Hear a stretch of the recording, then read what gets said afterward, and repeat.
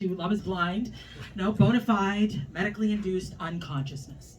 Indeed. And what you don't know is that when you wake up from a coma, you wake up thinner. Much thinner. I'm not skinny, but when I stepped on the scale, I was like, oh, yeah, it's like the lazy man's Ozempic. No injections, no nausea, just bona fide, medically induced starvation chic. And yeah, my friends all say, hey, you look great. And I'm like, yeah, Coma Diet. Yeah! And I was in a coma, so I need notes here. My clothing all fit again. It was wonderful. I imagined myself in my closet, my clothing talking back to me, and the needy ones going, pick me, pick me. Or for the more emotionally sensitive ones, now you need us, bitch. Essentially, the weirdest thing about coming out of a coma and being in hospital is you're like in this sort of post-coma, paralyzed, deconditioned, you can't move, and you're getting cleaned by a nurse while you're a psychotherapist. Did I tell you I'm a psychotherapist? Yeah, so I'm asking my wonderful nurse about her family, about her relationship, about her mother. Because as you know, and every psychotherapist knows, if it's not one thing, it's a mother. Right.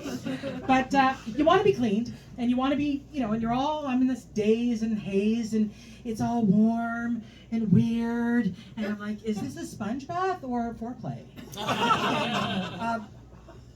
Or could I come? A little more to the left, a little more to the right, faster! But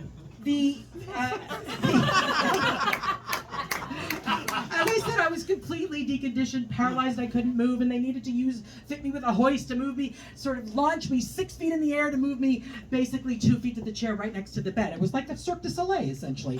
But the acrobat was like whispering, help! Instead of applause, somebody would come in and check my blood pressure.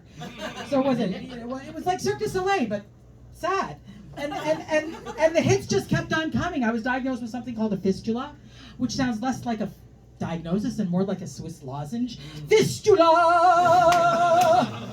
And as I said, I couldn't move, and I sort of patted my body when I woke up from this coma, and I was like, what the fuck is this? Like, is this a new purse? I hope it's Coach. But yeah, nothing humbles you faster than unexpected plumbing. and unexpected plumbing that's fitted with some sort of soft serve machine. I'm talking Dairy Queen special edition, no sprinkles. Essentially.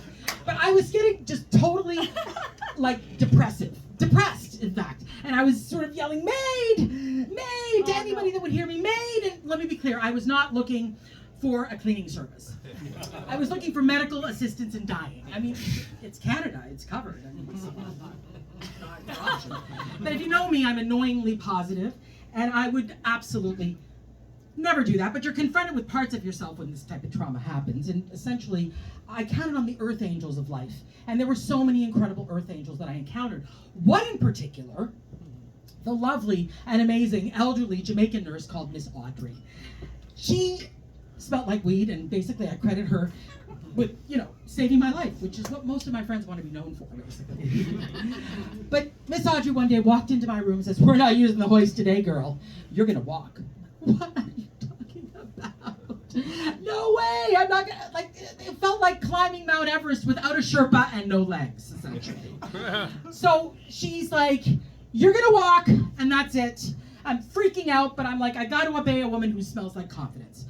So she puts this walker in front of my bed, and she you grab the walker, she pulls my arm, swings my legs over the bed like I'm a suitcase, and says, now you pull yourself off, and you pivot. I'm like, okay, I gotta obey, I gotta do this, I'm freaking out, but I'm like, okay. So I take every part of my being, and I lift myself up, and I hold on to the walker, and I start to pivot, and I pivot, and I pivot, and all of a sudden I'm sitting in the chair, and wow, I'm like, this woman saved my life. I believe I could possibly walk. But you realize when you go through this kind of shit, you essentially adapt. You adapt. You can adapt to all kinds of things. You can adapt to shit coming out of weird places. You can adapt to no longer farting out of your own asshole, which I miss. But you can adapt in ways that you can't even imagine. And you know, the pivot line, I always think of Miss Audrey. You know, anytime I'm insecure, it's like parallel parking, pivot. Toxic relationships, pivot. Group text drama, hard pivot. Client projecting their shit onto me, pivot. And invoice. But you can adjust, you can adapt, and whenever, even to plumbing with different accessories, but you can do this, what Miss Audrey said. Whenever you're feeling insecure, everybody together, we can pivot, and we can pivot, and we can pivot. That's my time. I'm Victoria.